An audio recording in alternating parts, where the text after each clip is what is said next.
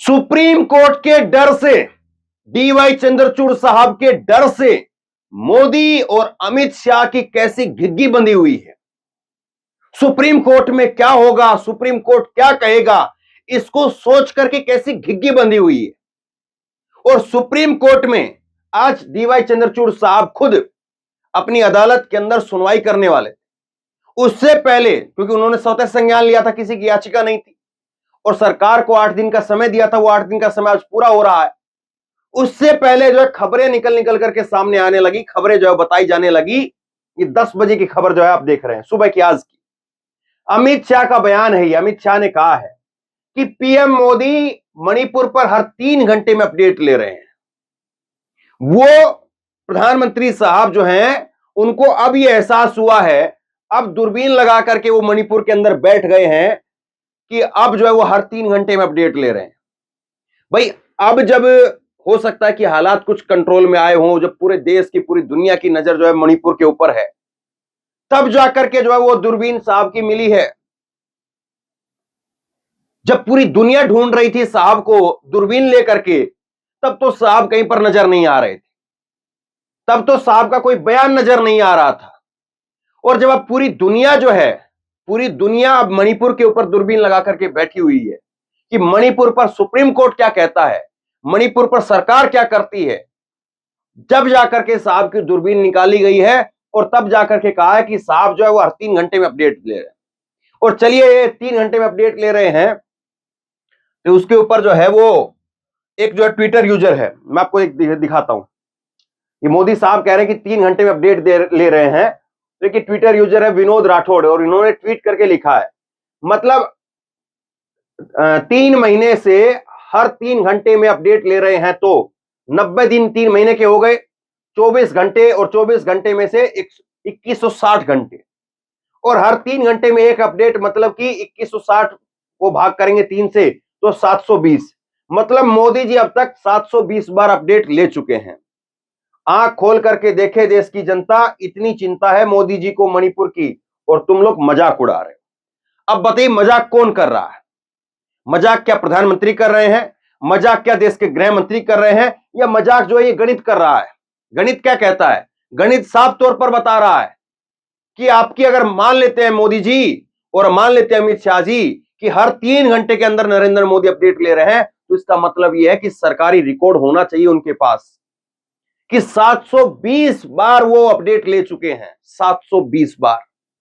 और 720 बार की अपडेट में प्रधानमंत्री को आपने क्या बताया, गृह मंत्री जी बताइए, क्योंकि डायरेक्ट तो वो रिपोर्ट नहीं ले रहे होंगे, वो तो आपसे रिपोर्ट ले रहे होंगे। हो सकता है कि उन्होंने जो है 720 बार में से 400-500 बार जो है वो मणिपुर के मुख्यमंत्री से बात की होगी। तो बताया जाए देश को कि 720 बार में आपने कितनी बार मणिपुर के मुख्यमंत्री से बात की, आपने कितनी बार मणिपुर के गृह मंत्री से बात की, आपने कितनी बार जो है देश के गृह मंत्री से बात की, और उनकी तरफ से क्या क्या बताया गया। क्या सुप्रीम कोर्ट में आप ये सब बताने की हिम्मत रखेंगे, या केवल और केवल जो है वो दूरबीन लेकर के फोटो खिंचवा करके और बता दिया जाए कि मोदी साहब जो है टकटकी लगा करके, दूरबीन लगा करके हर 3 घंटे के अंदर अपडेट ले रहे हैं, बस केवल ये बात कह करके और इसको खत्म कर दिया जाए। देखिए सुप्रीम कोर्ट में आज जो सुनवाई होनी थी, वो सुनवाई जो है वो आज टल गई है। डीवाई चंद्रचूड़ साहब जो है वो नहीं थे, इसलिए सुप्रीम कोर्ट की जो सुनवाई है वो टल गई है, सीजीआई नहीं थे, और इसको एक अच्छी बात कही जानी चाहिए। चलो भाई, जो सुनवाई इतने दिन से नहीं हो रही थी, वो एक दिन अगर और भी टल जाए तो कोई दिक्कत नहीं है, कम से कम सीजीआई सामने होंगे तब तो पता चलेगा ना तिगड़ी जो है तो जवाब क्या देती है, जिसमें मणिपुर के मुख्यमंत्री और जिसमें गृह मंत्री और जिसमें प्रधानमंत्री जवाब क्या देंगे यहां पर डीवाई चंद्रचूड़ को, तब तो पता चलेगा ना। और अगर आज जो सुनवाई होती है और डीवाई चंद्रचूड़ साहब नहीं है, तो फिर तो बात जो है वो थोड़ी हल्की भी हो सकती थी, लेकिन डीवाई चंद्रचूड़ साहब के सामने सुनवाई हो तो वो अच्छा है। वो आज उपलब्ध नहीं थे, इसलिए सुनवाई जो है वो आज टल गई है, आज सुनवाई नहीं होगी। तो मोदी सरकार जो है वो अब अपनी कुछ और हेडलाइन बना ले, कुछ और जो है वो कर ले कि 3 घंटे के बाद जो है कल तक खबर आ जाए कि मोदी जी हर 1 घंटे में अपडेट ले रहे हैं, फिर सुप्रीम कोर्ट पहुंचते पहुंचते आ जाए कि आधे घंटे में अपडेट ले रहे हैं, फिर हो सकता है कि जब सुनवाई शुरू हो तो कहे कि मणिपुर पहुंच गए मोदी जी और आप थोड़ी देर रुक जाओ, कल तक रुक जाओ, परसों तक रुक जाओ, मोदी जी शांत करवा करके आ रहे हैं वहां पर सब कुछ। गजब की जो है वो चल रही है, इसको क्या कहेंगे आप। एक मैं आपको ट्वीट और दिखाता हूं।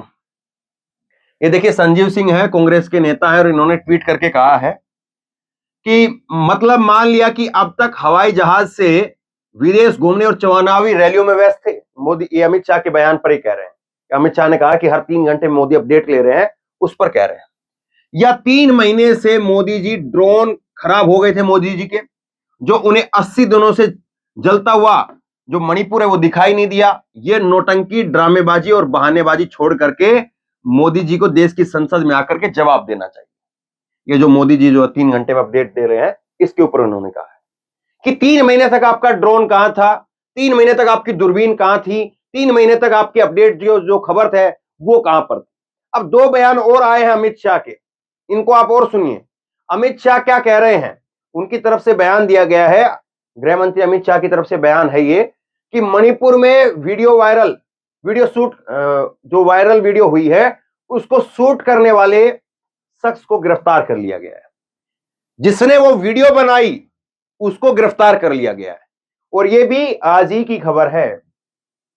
मतलब ये सरकार ने जो है अपनी खबरें निकाली है। तो सीजीआई जो है आज उन्होंने कह दिया कि मैं आज नहीं हूं, तो आज मैं सुनवाई नहीं करूंगा। तो उन्होंने अपनी तरफ से ये चीजें की थी कि हम सुप्रीम कोर्ट में जाकर के ये बताएंगे हम कि हमने उस आदमी को गिरफ्तार कर लिया है साहब, जिसने वो वीडियो बनाई थी। इससे ज्यादा हंसी की बात और कुछ हो सकती है क्या? गंभीरता नाम की तो चीज ही नहीं दिखाई दे रही है। भाई आप उस आदमी को गिरफ्तार कर रहे हैं जिसने वीडियो बनाई,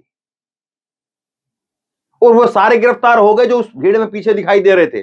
वो सारे गिरफ्तार हो गए जो उस भीड़ में आकर के पीछे से कोई छाती भींचने का काम कर रहा था, कोई कुछ कर रहा था, कोई कुछ कर रहा था, कोई मार रहा था, कोई पीट रहा था। वो सारे गिरफ्तार हो गए।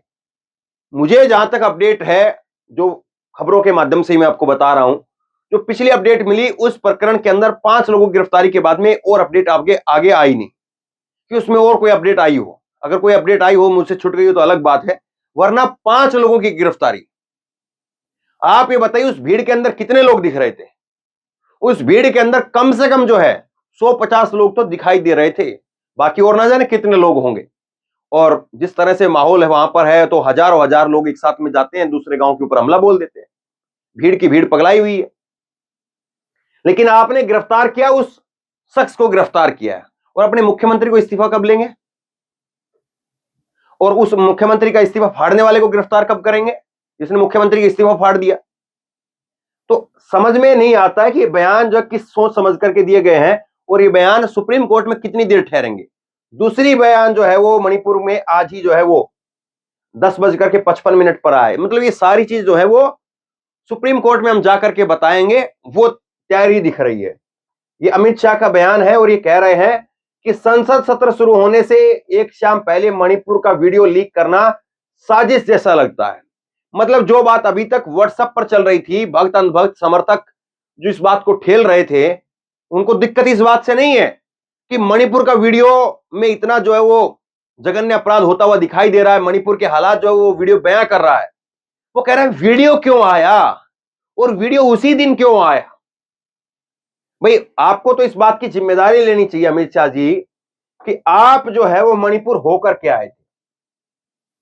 आप मणिपुर 4 दिन के लिए गए थे, तो आपको तो अपने उन अधिकारियों से जिन्होंने आपकी मीटिंग कराई, जिन्होंने सब लोगों से बातचीत कराई, उन लोगों के ऊपर कार्रवाई करनी चाहिए, बजाय कि इसके कि ये वीडियो 4 मई का था, और 4 मई के बाद मैं यहां आया, 4 दिन तक मैं वहां रहा, और ये वीडियो मेरे सामने क्यों नहीं आया?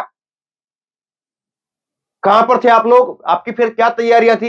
देश का गृह मंत्री जाता है उठ करके, दिल्ली से उठ करके जो है वो मणिपुर जाता है देश का गृह मंत्री, और वीडियो उसके सामने नहीं आता है।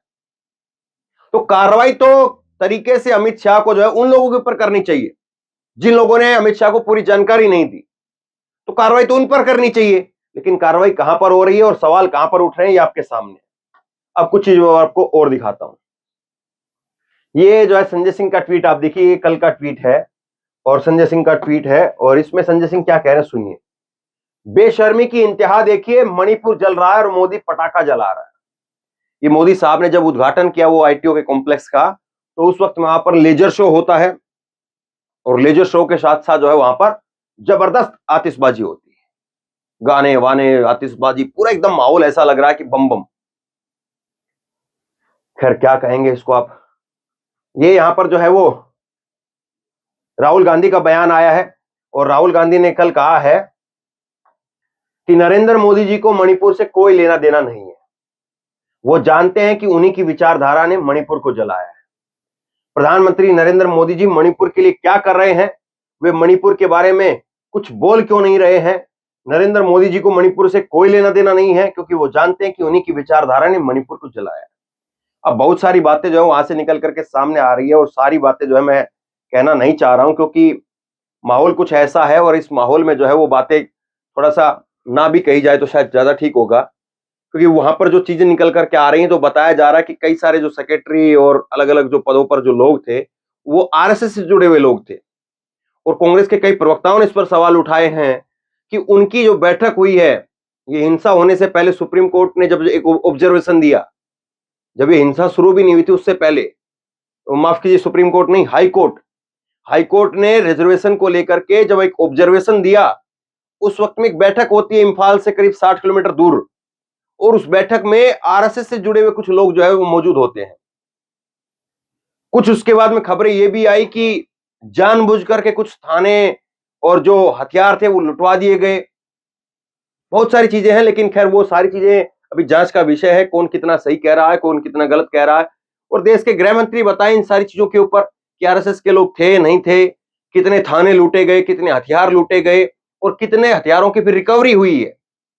आर्मी के कितने हथियार लूटे गए हैं, अर्धसैनिक बलों के कितने हथियार लूटे हैं बताया जाए, पुलिस के कितने हथियार लूटे हैं, कितने लोगों को, थाने के लोगों को मारा गया है, कितने थानों को जलाया गया है।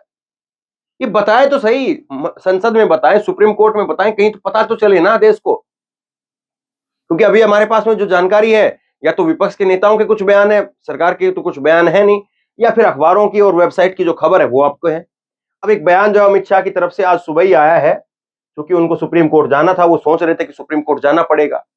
एक बयान आया है कि 18 जुलाई के बाद में मणिपुर में किसी की मौत नहीं हुई है, स्कूलों में उपस्थिति 82% तक पहुंच गई है, 72% सरकारी कर्मचारी वापस काम पर लौट आए हैं। सरकारी कर्मचारियों को लेकर के तो मैंने आपको खबर बताई थी कि सरकारी कर्मचारियों को तो कह दिया गया था कि आप अगर नौकरी पर नहीं आएंगे तो आपका जो है वो वेतन नहीं मिलेगा, ये बात कह दी गई थी। अब बताइए, ये तो एक तरह से जो है वो ये हो गया कि हालात वहां पर खराब हैं, लेकिन लोगों को जान में जोखिम में डाल करके काम पर आने के लिए कह दिया गया। वो लोग क्या करेंगे, क्योंकि कितने दिनों तक घर परिवार जो है वो आदमी अपना चला लेगा। अब इसमें कुछ मणिपुर से जुड़ी हुई कुछ खबर और देखिए। आज सुबह जो है विपक्षी दलों की 10:30 बजे आज फिर से बैठक हुई है और कांग्रेस अध्यक्ष और राज्यसभा में नेता प्रतिपक्ष खड़गे के चैम्बर में यह बैठक हुई है और इंडिया की मांग है कि वो सदन में मणिपुर पर विस्तृत चर्चा हो।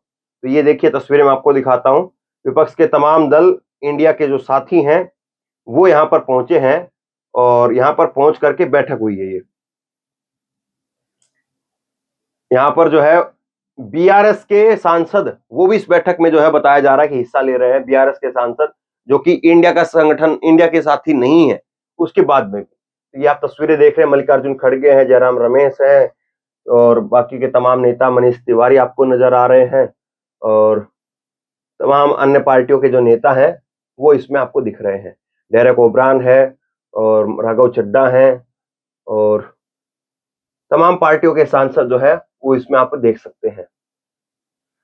तो ये तस्वीरें जो है वो निकल करके सामने आ रही है। एक तस्वीर जो है मैं आपको और दिखाता हूं, ये कांग्रेस की तरफ से ट्वीट किया गया। कांग्रेस की तरफ से कल शाम को जो है 6 बजे के करीब ये ट्वीट किया गया और इस ट्वीट में जो है कांग्रेस की तरफ से ट्वीट में लिखा जाता है कि गुमशुदा की तलाश है। गुमशुदा किसको बता रहे हैं? नाम नरेंद्र मोदी है, उम्र 72 साल है, रंग गेहुआ है, कपड़ा दिन में 4 बार बदलते हैं।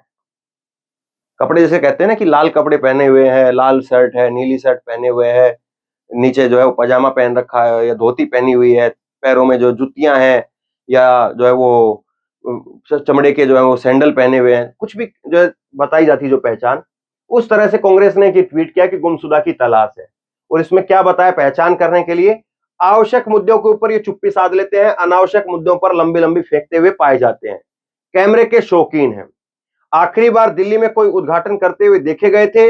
मणिपुर मुद्दे पर कोई सवाल ना करे, इस बात के खौफ की वजह से पिछले 6 दिन से संसद में नहीं आ रहे हैं।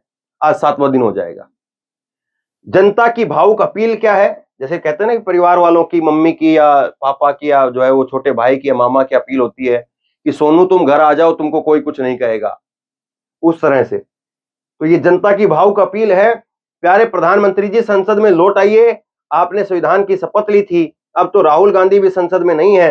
घबराइए मत, विपक्ष सांसद बस मणिपुर पर चर्चा करने के ही तो कहेंगे, आपको कोई कुछ नहीं कहेगा। ये बात जो है वो कांग्रेस ने यहां पर लिखी है। अब आज तो खैर संसद में जो सुप्रीम कोर्ट के अंदर जो सुनवाई नहीं है, हो सकता है कि शाम तक लिस्टिंग करके तारीख जो सामने आ जाए कि सुनवाई कल होगी या परसों होगी। वो लिस्टिंग करके शाम तक जो है खबर साफ हो जाएगी, वो आपको बता दूंगा मैं। सुप्रीम कोर्ट के अंदर भी अविश्वास प्रस्ताव जो स्वीकार कर लिया गया है, उस पर भी तारीख आनी है। तो मोदी साहब को संसद में भी जवाब देना पड़ेगा, मोदी साहब को सुप्रीम कोर्ट में भी जवाब देना पड़ेगा, और मणिपुर पर चुप्पी अब तो नहीं रहेगी। इसलिए फाइलें जो है तैयार की जा रही है, फाइलें बनाई जा रही है कि देखिए ये कहा जाएगा, ये कहा जाएगा, ये किया हमने, वो किया हमने। लेकिन इससे पहले, आज से पहले क्या अमित शाह की कोई स्टेटमेंट आई थी? अमित शाह ने क्या कहा था कि देश के गृह मंत्री हर 3-3 घंटे के अंदर अपडेट ले रहे हैं। और ये 3-3 घंटे के अंदर अपडेट लेना आपने कब शुरू किया? क्या जब सुप्रीम कोर्ट ने संज्ञान लिया तब शुरू किया? क्या जब वो वीडियो वायरल हुआ तब शुरू किया?